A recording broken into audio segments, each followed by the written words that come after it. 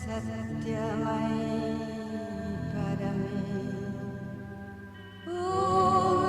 आनन्दमयि चैतन्यमयि सत्यमयि Parme सत्यमयि Parme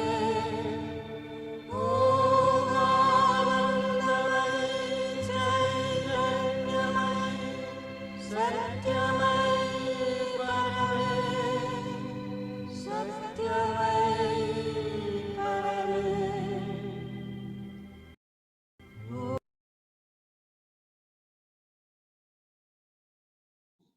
So, welcome everyone. Let us start.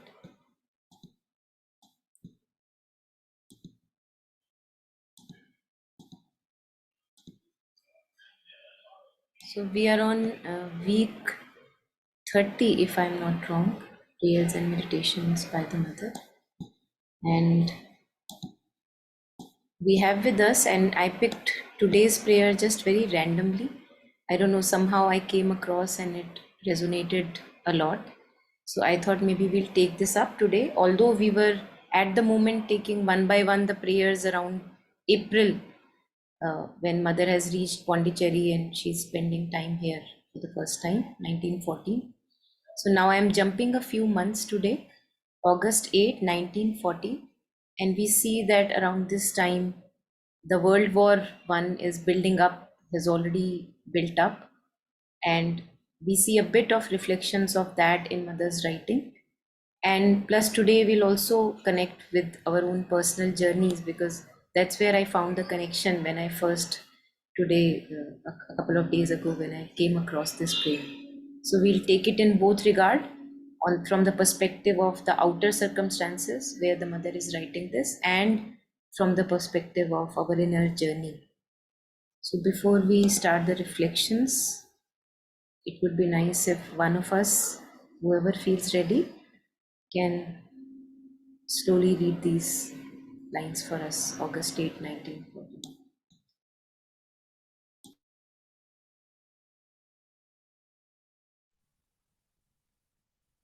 May I, Monica? Yes, Dr. Anjali, please. My pen is silent. So absorbing is this material world. Why must we let it take so much place in our consciousness? Is it an incapacity in us? Is it thy will? O my sweet master, I would live only in thee. But thou hast told me that I must live for thee.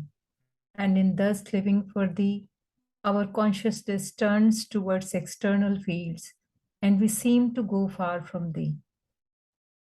I know this is not altogether true, but there is a resistance still in the being which refuses to yield.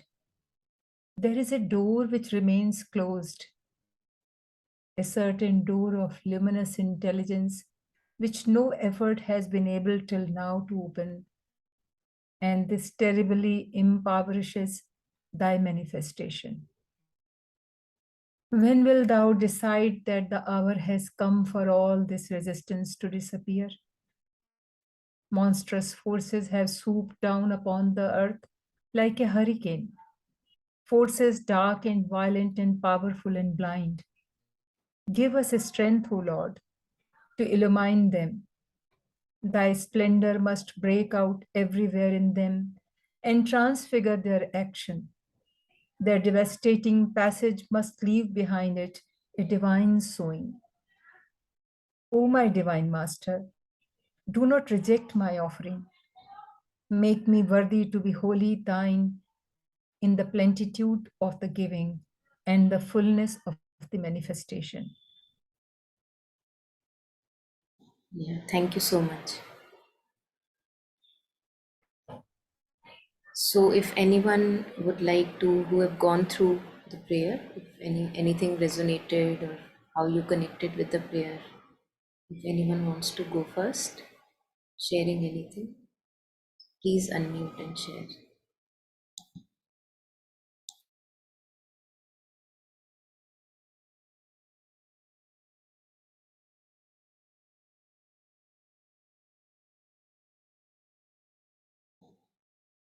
So if not anything, I'm just going to uh, read us just a context of the prayer first, and then we will take it in our context of our inner journeys. So in June 1914, just for us to place the context, the mother is here in Pondicherry. She came in, I think, around April, and then she started along with Paul Richard, along with Sri Aurobindo. They started Arya. They had the idea that we would start Arya, the journal, where the main contribution would be by Sri Aurobindo. So I'm just going to read a few lines here first, giving us the outer context, and then I will switch on taking reflections with regard to our inner journeys. So here I'm sharing just the launch of Arya in June and then quickly to August. So while Sri Aurobindo held himself responsible for the main contributions to Arya, Meera, mother, helped Paul to translate them to French and also turn Paul's French to English. Besides, Meera took over the managerial side of the journals, kept a list of subscribers in her own hand, and maintained the accounts. She was, in fact, the chief engineer of its success in its early formative period. So they started that, okay, Arya should be launched, and the day that was decided, 15th of August, that the first issue would come. And then there are a few prayers after June that we skip, but we will come to them later also. I'm sharing when this world war has started brimming up in August, the crisis is taking place. And now she, thinking of that in her mind also, as described in the book On the Mother by Srinivasa Iyengar, she shares that these forces have swooped down. So she shares, monstrous forces have swooped down upon the earth like a hurricane. Forces dark and violent and powerful and blind, just what we read in this prayer. Give us strength, O Lord, to illumine them. Thy splendor must break out everywhere in them and transfigure their action. Their devastating passage must leave behind it in a divine sowing. So this is what we will come back to later. So just to tell us that this also includes the context of world war, while mother is here in Pondicherry and she is noticing these global catastrophic events are happening. But somewhere the faith is so solid that she knows that yes, irrespective of the chaos, something new is being sowed, as if the seeds of something new is being sown. They are being sown. So all the prayers before that we will take one by one once we go back to the earlier prayers also. Now just bringing up the prayer. And also just relating, sharing with you the context in which I related with this prayer, in which I would like to maybe let us share some reflections, all of us. So my pen is silent, so absorbing is this material world. We notice that all the outer happenings, people in our life, relationships in our life, things we have done, things we have said, all the workplace scenarios, all that takes up so much attention. It is draining for the energies that we have. So mother is saying, so absorbing is this material world. So that's where I connected. Why must we let it take so much place in our consciousness? So who asks us that we should give it so important, so much of importance, right? Like we give? Is it an incapacity in us that we give the material existence, all that we can touch, sense, feel, make sense of, too much importance? Is it thy will? Is it your will that it is taking so much of importance? And then she says, "O my sweet master, I would live only in thee, but thou hast told me that I must live for thee."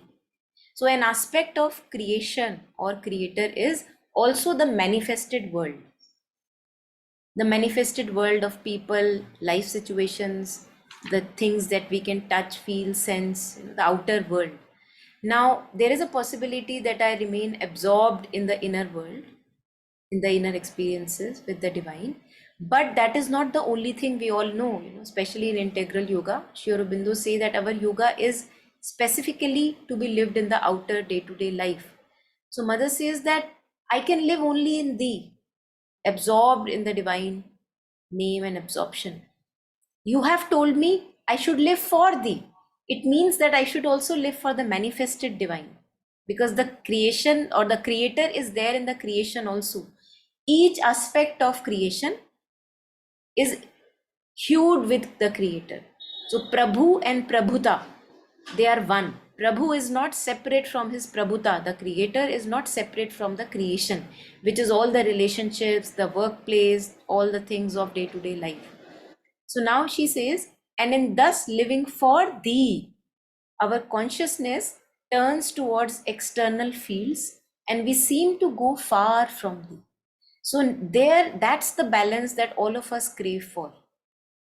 That when we actively engage in the workplace life, when we actively engage in the day-to-day interactions, many a times we seem to lose a touch with our true divinity, the divine presence within. That communion that we have when we are silent in solitude, in meditation. So Mother says that it's just a seeming appearance, we seem to go too far from deep. I know this is not altogether true. So although it may appear that I am going far away from the mother when I am engaged too much in the worldly interactions, but Mother says that I know this is not altogether true. But there is a resistance still in the being which refuses to yield. There is a door which remains closed, a certain door of luminous intelligence which no effort has been able to open till now. And this terribly impoverishes thy manifestation. Now, what is divine manifestation? Mother would say the divine, another aspect of divine is beauty. Beauty in thought, beauty in feeling, beauty and harmony in action.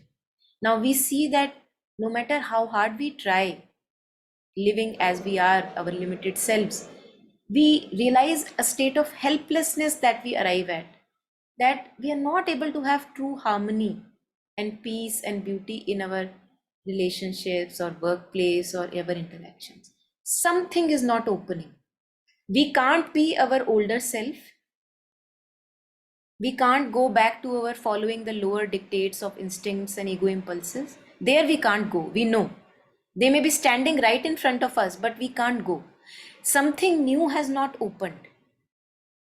So we feel as if one is nailed in this present moment, where to go, So this is where I connected very deeply with this prayer, because I myself was going through a certain patch in my life that I could not be my previous self. I could not listen to the dictate of my egoistic demands. And yet I was not able to connect with this higher light. The door was still closed. So, and there was a physical resistance that I felt in my being, which was overpowering me, which I had to go through, but I did not listen to the dictate of that resistance. So there is where my connection with this prayer came, and it just opened in front of me, and I said, okay, let's take this up in aspect of our individual journeys. So this is where one is, then Mother shows us the way forward. And that Mother says that this resistance in the being impoverishes the divine manifestation, because we don't know now how to have that beauty and action, beauty in thought and feeling when we are nailed in this kind of a situation. So she shares, when will thou decide that the hour has come for this all this resistance to disappear? So we feel so helpless at the hands of the limited self, the ego. When will this resistance disappear? When will a complete manifestation that we are completely possessed by the divine, when will that happen? One asks. So then she says, monstrous forces have swooped down upon the earth like a hurricane, forces dark and violent and powerful and blind. Give us strength, O Lord, to illumine them. So parallelly, you can see, our being parallelly has a lot of darkness. And we can also see that there is a light in us which is craving for a higher light. because darkness itself cannot see the darkness. If I am able to see a darkness and resistance in my being, there must be some little light which sees that darkness and resistance. But that is not enough. One needs a greater light. So Mother says, give us that strength, O Lord, to illumine all this resistance and dark forces. Thy splendor must break out everywhere in them and transfigure their action. Their devastating passage must leave behind it a divine sowing. So like just like in we do farm, a kheti, we sow the seeds and all that. First comes the tilling of the ground. And for the tilling of the ground, we need pressure. We need, some kind of dark forces. And in another metaphor, the Asuric forces came first. The Devas came the second. That's why the Devas are called the second born, the Dvijas or the second born. They came the second. And the Asuric forces came first. Why? Because the Asuric blind forces are needed for the earth so that the earth can be tilled. Like they stomp on the ground, which has to be sowed with these new seeds of life. And then came the Devas, the second born, with their light, with their illumination, they can, they sow the seeds now in the earth which has been tilled by the Asuric forces, so that a new manifestation can come. So in another reference, this also comes true. So Mother is saying that she knows, she somewhere has a knowing that this is happening so that new seeds of new creation can be sown. Something new has to be born. And this we also see in our life, day to day inner life, that whenever we come across any dark resistance in the being, that we can't be our older self and the new has not yet come, we are on the brink of a new in our life. Something new will open because you are not yielding to the earlier impulses. So then she says, oh, my divine master, do not reject my offering. So something in our being becomes even more purer. That yes, all that I want is to offer my being to the divine. Nothing doing, not going into the past anymore. I can't be my older self anymore. Make me worthy of to be wholly thine in the plenitude of thy giving. Like we can give fully, even more fully, because when we begin to self give ourselves, offer ourselves to the divine, we do it with a lot of miserly attitude. Like, okay, this much I can give to the divine, but maybe not the other parts that I have. Maybe not my shadows, not my this thing is too precious. Let me not give to the divine right now. So we start to give with a miserly attitude. But now she says that let me give myself in a plenitude of giving and the fullness of the manifestation. So whatever I can become conscious of, I am able to offer that to the divine, whatever, without keeping anything for the little separate self, so that all that light, the divine light, can fall upon that darkness and whatever requires to be transformed. So my connection with the prayer was this, that somewhere we are in our lives at a crucial juncture where we can't be our older self, and yet the new is not yet open in front of us, and it gives us a lot of turmoil in the being. And all that helps is focus on the divine and want nothing but a new light to open, and this is what I did. And I found that suddenly there was a shift in the consciousness, and the older was gone, the resistance was gone, the physical discomfort that I was feeling in my body because of that resistance that was there in the body, or to which I did not yield, because there were few demands that was there from the egoistic resistance, and I said no, nothing doing, I'm not going to listen to that demand anymore. So the only way is forward. So just sticking to the divine name, sticking to mother's name, and after some time, one is on the other side. A new door has opened, and one is not the older self anymore. So any reflections are most welcome, any connection with the prayer.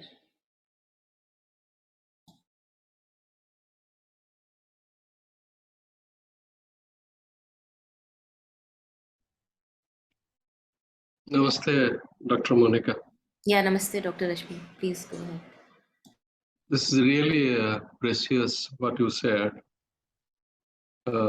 May I just ask you to guide us how to go through this? Because frankly, this is where I am facing currently some issues because as you rightly said, some parts are sticky parts. They are refusing to part with those old sanskaras or whatever, little sweet things. But once we have tested that sweeter things, the sweetest things, because you certainly, those earlier hankerings always leave a very bad taste in the mouth. So certainly you don't, let me so your inner being doesn't want that anymore, frankly. But there are some vital propensities which just stick, they don't go away. And this is where actually this mother's prayer really opens the door, frankly speaking, the certain door of luminous intelligence which you feel it is there, but still you grope. It's like groping. But again, as you rightly said, mother's name is always there. That is the only only support which can take us through this kind of intermediate phase. So what would be your advice on that actually? Yes. Yeah, so I will read something again from the mother, a question that is asked. I think Taru shared this with me first, that I came across it, and it really resonated exactly with this phase that you describe of. So the question is, there is something that must be shattered. Can it not be done once and for all without lingering on indefinitely? Mother, I am your child. So somebody has asked this question, Yeah. written a letter to the mother, and mother replies, your case, my dear child, your case is not unique.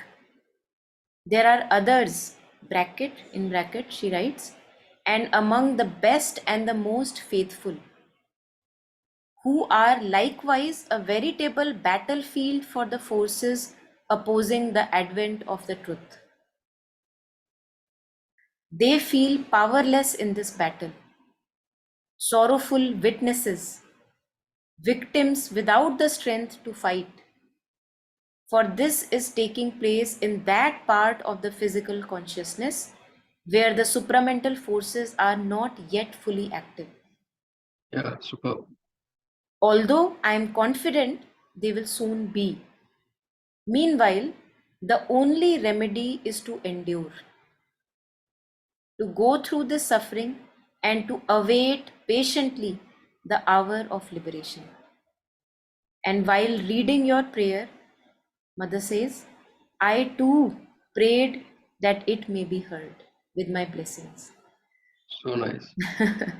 So nice. Is it so apt? Yeah. Really. Yeah. So I think that's the way. That's the way forward. Yeah, the best part is that that whenever you call, she is there. That's for us, for all of us. That is the best part. Irrespective of all my faults, all my mistakes, all my errors, her benign presence is there. We'll go through that. It's Yeah. very Yes. wonderful, actually. Wonderful. Thank you so much. Yeah. Thank you. Thank you so much. So I think also just to add on, because I realized the experience that I was sharing, just to add on to a little detail, that one thing I realized, that initially one thing was for sure, that I did not want to yield on to the dictates of the lower call. That was, as you said, that something in us is sure that that is not the way. because we have suffered enough, we have followed those dictates enough, and there is no point that we can reverse this journey. So one part of being is very, very sure that that cannot be the way, not even that we have a choice, that cannot be the way. But the resistance is there in the physical part of the being. So you have a physical discomfort. Why? Because ego has lived in this house, which is the body, for a long time. And just like on a wet cement, you have impressions. If there is a wet cement, the moment you step, there is an impression. So Yes. almost that kind of an impression of ego consciousness is there in the body, which one has to endure. So one thing that one does not listen to the old dictates, the lower dictates, and the other is that it made me even surer, this phase that came in which I felt a lot of physical resistance, that I want nothing but the mother. Nothing but the mother. So sticking to the mother like anything. On one hand, we have to open ourselves like a baby kitten opens herself to the mother, like allows herself to be carried by the mother. But along with that, I also realized in this phase of a very extreme resistance in my physical being, owing to the past impressions of the ego consciousness, I had to cling to the mother. So this clinging aspect, felt that for me was very helpful in this phase. And know that something in me became even surer that I want just the mother Sri Aurobindo and nothing else. Nothing else is demanded out of outer existence. And then something suddenly opens whenever it has to. Superb. Yeah. Superb. Yeah. Anyone else? Anything to add on? Anything to share? Yes, Dr. Anjali. Yes, Nika, I 100% agree with you, but what you have said just now, that there are situations every time the calling is coming, and you realize you do all these things, but then you are absorbed in the external world and things like that. And then again, a blow comes, and then you realize that um, and there has to be a point where you, as you said, nothing is enough, because every time we say mother grace is there, mother protection is there, you take the name of mother and Sri Aurobindo and the problems will be solved, then again we forget that I have to do. This is also, and sometimes I think there is a confusion also in understanding that what is the mother's work, like whatever I'm doing, if I offer this to work. But gradually, when I listen all these discourses and read, then it is clear that what is actually, in fact, in your this thing, that our work is, mother's work is that what she is doing, we have to participate in this evolution of the consciousness. This is the message. After reading so much, this one sentence is clear that what is our duty. All these things we are doing, we are earning our bread and butter and all the. This is okay. This is daily routine work, and we have to offer this work also, as Gita says. But apart from that, this is thing one thing. Second thing is that unless and until, because once we say that I want you, and when we are immersed in the total worldly affair, and then mother gives a blow that okay, this is not your path. The confusion is this, that when we are suffering in this phase, then this thing also does not, it clings so badly. Why? Unless and until I get the answer, because I am doing everything. Like if I share how I connected with this prayer, since last 1 year after COVID, situations have changed very much.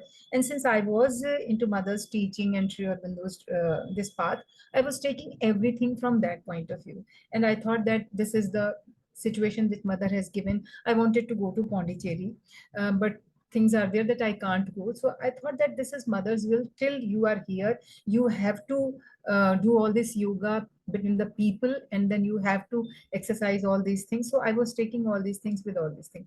But suddenly, after doing this much, the question comes, I'm doing, where am I wrong? Where am I wrong? And that ego which is hidden, it does not allow you to see your fault. We can't see that this is our ego. And you see that I have surrendered, but actually it is not surrender. So that tiny ego, which is very cleverly hidden, unless and until we pray that I am not able to understand and I completely give myself to you, I can't endure this pain and this suffering, then certain things like your prayers and meditations, your courses, this thing will come. And this is, I think, Mother's grace. This is, I think, Mother's grace through which she tells us that what is the right thing to do at the right moment. I think this is the prayer when you shared today. I said daily something more you had shattered. Just now you have read that shattered word. That एक ही बार में ले लो ना, रोज रोज रोज रोज क्यों भाई, कितना कितना बर्दाश्त करेंगे, मुझी को पीट पीट के बनाना है, कुछ तो राहत मिले. So that was the thing which I could identify with this prayer. Thank you so Yeah, much. beautiful. Thank you. Thank you for sharing. Yes.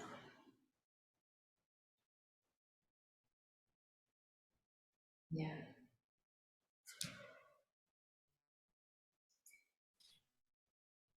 I think along with that, what you shared, just to add on and maybe reiterate, because you already touched upon that aspect, the launching of the Arya, as we were sharing earlier, Sri Aurobindo described what is the meaning of word Arya. So Yes. like you were asking or sharing, in fact, that when we connect with Mother's consciousness, what do I do? What do I do? So with the meaning of word Arya, that thing becomes very, very clear to us that what is expected of us, that collaboration that you talked of, that in each moment of my life, I have a choice.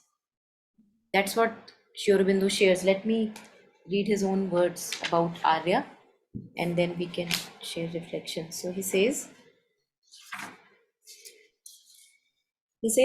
intrinsically, in the most fundamental sense, Arya means an effort or an uprising and overcoming. Now we see that at each point in our life, we have an effort to be put, because by default is the egoistic consciousness that is in operation. So if I don't take any effort, if I don't become conscious, okay, which is the right step here, then what happens is that the ego consciousness by default operates. But the effort is to be put to let go of the ego consciousness, not to follow the dictate of the ego consciousness, not to act according to my likes, my preferences, what I demand from this situation, to become conscious that yes, I have likes here, I have preferences here, and let me just step back from those preferences and likes. So that is the effort, because naturally we are pulled into that likings and preferences and wants and demands. That is what actually gives rise to most of our suffering. Without our knowing, we have likings and preferences that this is how this situation must be. And since this is not happening this way, it's giving me pain. And it's hidden, as you said, it's all hidden. So he shares that Arya means an effort or an uprising and overcoming. The Aryan is he who strives and overcomes all outside him and within him that stands opposed to the human advance. So the advance towards a greater light. Whenever I follow any dictate of the ego consciousness, I am not collaborating with the divine. And that is the conscious collaboration the divine asks of us. That each moment that we become conscious that yes, here I see my likes and preferences in operation, stepping back from that and choosing to stick to the mother and making the right action happen, which is beneficial for the all of us involved. Beneficial, not what I want, what is benefiting everyone. Beneficial for others. Yeah. And then he says, just finishing this, self-conquest is the first law of his nature. Conquest over our own desires, conquest over our own limitations, suffocations. For in everything he seeks truth, in everything right, in everything height and freedom. So I think this is a very beautiful baby step on our path when we are stuck in a situation where we see that yes, the pull of the lower is there, but some part of me is rising, and uprising is there. It is saying, I am not going to listen to that demand. So that's a beautiful uprising, and Aryan effort is there already. No matter, we have to endure still, sticking to the divine, but And there I is, think yeah, we have to use our willpower also, will, our will. will, that I know that, and through will we have to do this. One question I want to ask, which is again and again. See, you said ki we are not our likes and dislikes. Okay, I understand this is my, and I, yesterday somebody was saying adjustment. So there's a question, adjustment. What adjustment? I always ask question. So, okay, my likes, my dislikes, I am adjusting with everything, right?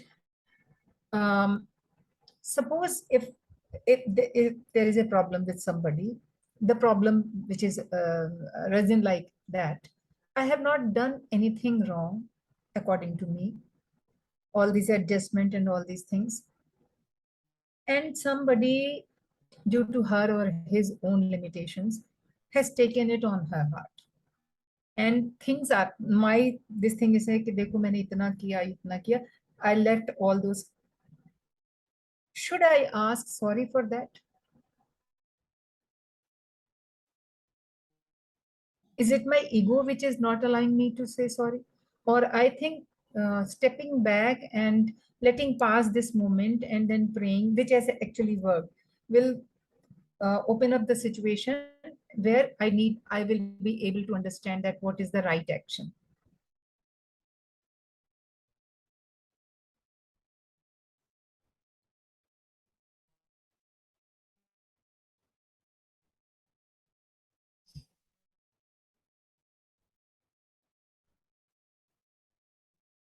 Monica, you are on mute. We can't hear you. Oh, yeah, sorry. Uh, I was sharing that there is a mother's something on exactly what you have asked. So if I find it quickly, yeah, I think, yeah, got it. Thanks to the mother. So here it is. Maybe it addresses what you just asked for. If you have done something you regret having done, if that has unhappy consequences which disturb things, and several people are implicated, you do not know the reactions of others, but you yourself wish that what has been done may take a turn for the best, and that if there is a mistake, it may be understood, and that no matter what the mistake, this may be for you an opportunity for a greater progress, a greater discipline, a new ascent towards the divine, a door open on a future that you want to be more clear and true and intense. So, all this is gathered in the heart like a force, and then it surges up and rises in a great movement of ascent, springing like a flame. That is true aspiration.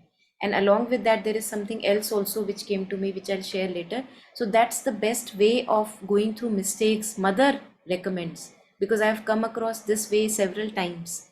So mother says to first to be able to recognize if anything has happened which has disturbed somebody else, and maybe some word gone out of our yes. mouth which was not the right word. So Mhm. mother says that the best we can do here is to have a true inspiration and aspiration in our heart, that may that person also soothe in their heart. Exactly, I did that. Yeah, and may the error be set right. Correct. That exact also I'll find out and share on the group. And mother says that may the error be set right inside me and outside me, because both things are one. Right. So I think these errors that happen because of us, and they will happen, in our ignorance, many errors will happen. But as Sri Aurobindo says that through our stumblings, Hmm. the world is perfected, or our errors are his steps on the way. So Correct. because now look, because of that error, you are able to recognize this thing in you, and you are able to purify this in you. That's the total purpose of our, the journey Right. of consciousness. So Beautiful. in that manner, mother shares that the mistake should be taken. To have a pure intensity within that, may that error be set right, and may my heart heal, and all the others who are involved, may their heart also heal.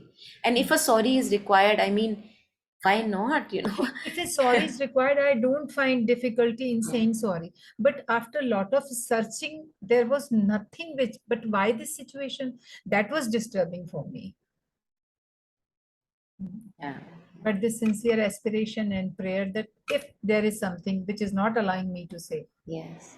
the Yes. other And person. also many a times, you know, if you have true in that intense phase, if one is able to connect truly to the heart level, then we see that if a sorry is required, we are actually compelled, then we know that yes, it's the right moment for me to ask for forgiveness. And one doesn't feel like a doership there. One just asks as a matter of fact. But asking sorry was never problem for me. Yeah, that's I great. could say sorry to anybody if I think that I have done. कोई शब्द भी किसी को मैंने ऐसे बोल दिया, I will say sorry, no Yeah. problem. Yeah. वो चाहे छोटा हो चाहे Yeah. बड़ा हो, कोई दिक्कत नहीं. But when you are not wrong, Yeah. then but ego is there. Ego is there. When you are not wrong. Yeah. I think we can all connect with that. Yeah. Correct. Yeah. Anyone wants to share anything on this?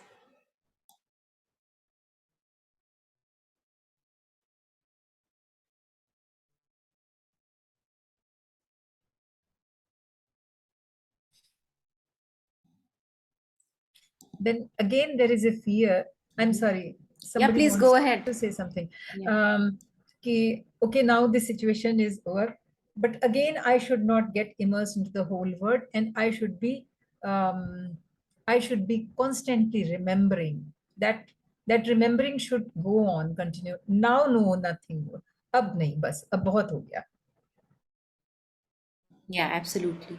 And then, you know, it's a matter of time actually. What I think Jayashree was also sharing, that we forget. हाँ. So right now in this intensity of the phase, you may remember that बहुत हो गया. The only thing that I have to do is to stick to the mother, parallelly remembering the mother in Correct. whatever action that I may be engaged Whatever in. action. But very soon it happens because the darkness of the ignorance, you know, that we have, we forget. And that is why it helps. In Buddhism, they say to take refuge in Buddha, Dharma, and Sangha. So that's why these collective explorations, or having a discipline of your own to read something which is illuminating, you know, to have a discipline in that aspect, that really helps, because it's a, as a matter of habit, we forget. As we, a we matter will of forget. habit. We will forget. So what to do? Like you see, you know, you go to Pondicherry, or like in your place also, you see you have mother's symbol at your back, and something is there which reminds you that, okay, you know, may I not forget. So like in my room also, you know, you paste several things everywhere so that Exactly. you may not forget. Mother and Shri Gautam in front of me. I have it everywhere. In my key ring also. When I'm going for morning walk, I should not forget you. Yeah. So these are our, you know, because we know, we have taken it, accepted it, that we will forget. So let me put reminders everywhere that let me not forget. And that true, you know, again, the divine is so compassionate. Even if we forget, sooner or later, we will get across a situation that will remind us to come back. So we are in a very safe situation, win-win, you know, divine victory is certain.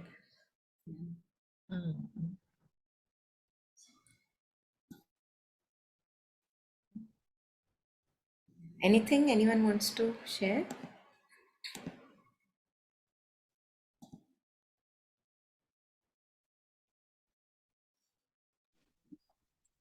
Yes, Taru?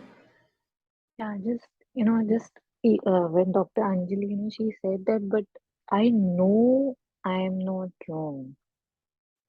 Somehow that is not going okay with me, because just reflecting, how obviously every story is us, right? It's not Dr. Anjali. So I feel that if I am having this thought, it is a thought, right? That, but I know I am not wrong. I think this is where I would want to focus my energy. That how do I know? Who knows? Why do I have to? The fact that this thought is coming means something is not right. And even if I feel that I am zero wrong and the other is 100 wrong, but still, if I apologize, I feel it's very purifying, because maybe I apologize for the ignorance that we all are living in, right? Like me and the other person included. So just because it has happened with me certain times and I have apologized, and the other person was very surprised and then they apologized that, honestly, there was nothing for you. I realized it was my thing, but in other cases, they didn't. So I think the reaction or what the other, this thing that there is no other. Whatever I'm doing for myself. So if this thought is coming to me, that should I apologize? No, no, no, no. That doesn't make sense. This weighing which is happening inside me, it's taking up my energy, right? So it's better that even if I don't need to apologize, or even if the other is not apologizing, if this movement is rising in me, I think I would apologize so that it can be placed to rest, right? किसको दिखाना है, right?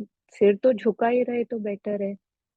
So just that, just the thought was I wanted to share. Don't know her situation or anything what she was referring to, but why not to apologize if that thing is rising in my being? That question. Yeah, thank you.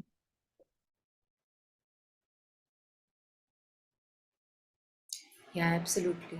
I think it's very purificatory for our own self, this matter of apologizing. And again, what Taru shared, that if this, even a little bit of this is arising, that, but I am not wrong. I think that's the aspect of, I think it's a very understatement, again coming from ego consciousness only. But again, you would know that. That's why, I think with mothers and Sri Aurobindo's yoga, they start with that, get in touch with your psychic consciousness, because that's the true guide. That's the true guide. And when the psychic is, even if you are there, you're in touch, even glimpses of the psychic consciousness are there in front, you would exactly get to know sooner or later what is the right thing for you in this situation. Yes, I want to react to Taru also and to you. Yeah. His, actually, communication skill is a subject in psychology, and I have been doing a lot of workshop. Sometimes it happens that because, as you said, that inner guidance, you will find that no, it's not. If you say sorry, then things will be more, because the other person is not understanding, and the things will be what? How can I say? Um, more complicated, and a lot of discussion makes lot of problems. Unnecessary discussion makes lots of problem. We want to say कि हाँ हमारे बीच में जो misunderstanding वो दूर हो जा. Sometimes talking is not easy, a good thing to this thing for communication gap. So some time should be lapsed, and what I did is that I searched myself that there was no need. It was only one thing that I probably just in irritation there was some reaction, but the other person was going through that phase which I was able to empathize also, and that phase was over, and this sincere prayer that this thing should be settled down. So sometimes it is also that psychic told me that no, you should bear this pain, you should endure, like you said, you should endure, and you will have to suffer. Okay, it's okay, but your prayers and meditation will make the things normal. And then you don't take your कि मैं तो जीत गया, देखा मैंने कहा था तुम्हें अपनी गलती पता चलेगी. This is the ego reflection.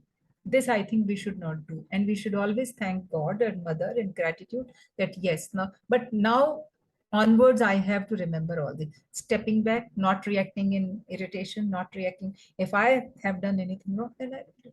So sometimes it happens that we have to wait. Saying sorry is no problem.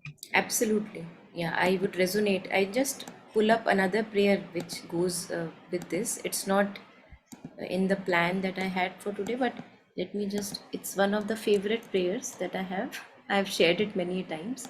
So this November 2, I guess, yeah, November 2, 1912, Mother talks that this paragraph I'm going to read. How many times a day still I act without my action being consecrated to thee. I at once become aware of it by an indefinable uneasiness, which is translated in the sensibility of my body by a pang in my heart. I then make my action objective to myself. So you just stepping back that you were talking of, you step back from that action objective to myself, and it seems to me ridiculous, childish, or blameworthy. So when we take the witness stance, when we are not too much involved in what I did, what the other did, when we take the witness stance to the whole situation, then we are able to make the situation a bit objective. Then mother says, it appears to me ridiculous, childish, or blameworthy. I deplore it, and for a moment I am sad, until I dive into thee, and there, losing myself with a child's confidence, await from thee the inspiration and strength needed to set right the error in me and around me. Two things that are one. So this is what also comes in connection with what we are sharing. That to ask, first of all, we have that sense of an unease, that if something has been done which was not in the alignment of inner truth, we feel that pang in the heart, that unease that we were talking of, that one goes through, which one has to endure. And then mother says that first you become the witness, you go back, you get out from that situation, look at it objectively, and you see that yes, it was really childish, and maybe I should not have done that. So mother says, but only for a moment I deplore it, not getting into that too much. And then ultimate resolution for all pangs, mother says, until I dive into thee. So just immersing ourselves deeply in the remembrance of the divine, deeply, parallelly being with the mother, being with Sri Aurobindo. And there you know that whatever is needed to set the error right, that inspiration will be given to you. And context to context, that inspiration can be different. So in Arjun's context, it was raising up a sword. In somebody else context, it could be actually putting down the sword, because one is so used to raise up the sword every time. So it could be, let me put down the sword. So context to context, this would be different. But mother says that parallelly through this situation, growth of consciousness will be happening in the other person also and in me also. Why? Because mother says the strength that is needed to set the right the error in me. So there must be some darkness, some ignorance in me which I need to take care of, and that please guide me and give me the strength that I can take care of that. So that, as you said, so that it is not repeated. And around me, both things which are one. And we do want this harmony in our relationships. And again, Sri Aurobindo mother have said that this harmony cannot be have if each one of us is not connected with their divine. We cannot have true harmony.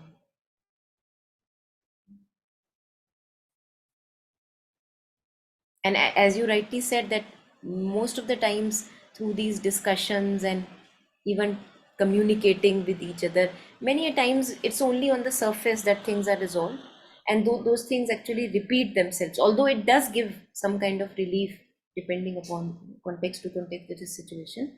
Some communication does bring some relief, there is no doubt about that, but the ultimate remedy is to keep uniting with the divine consciousness within.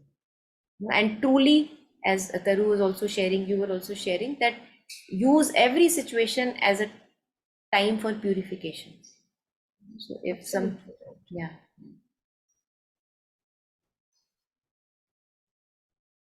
and endure whatever pain is there, whatever is there, one endures, and very soon something new opens, some new realization opens. And I think I should thank that person that you created this situation so that I can look inside me and something more I can improve.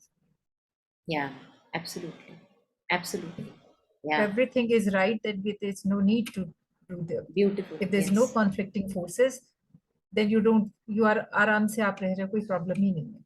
I think that's a beautiful realization, to be in gratitude that the situation occurred and we got to know about ourselves. Absolutely. Yeah, any more additions, reflections?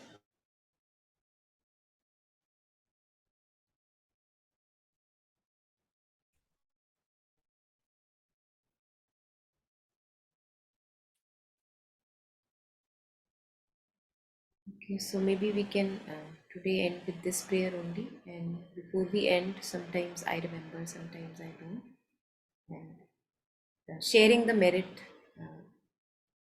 from this discussion, from all these reflections.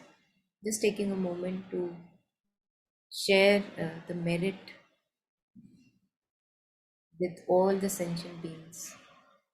May all of us go towards greater and greater light,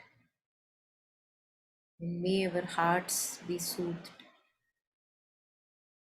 May we have peace in our hearts and have greater light in our life.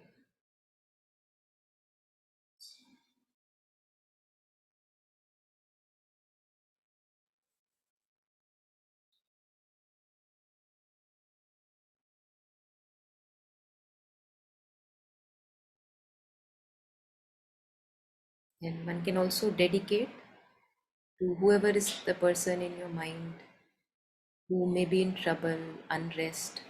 One can dedicate thinking of that person, the merit. May his heart, her heart be soothed, and may that person move towards a greater light.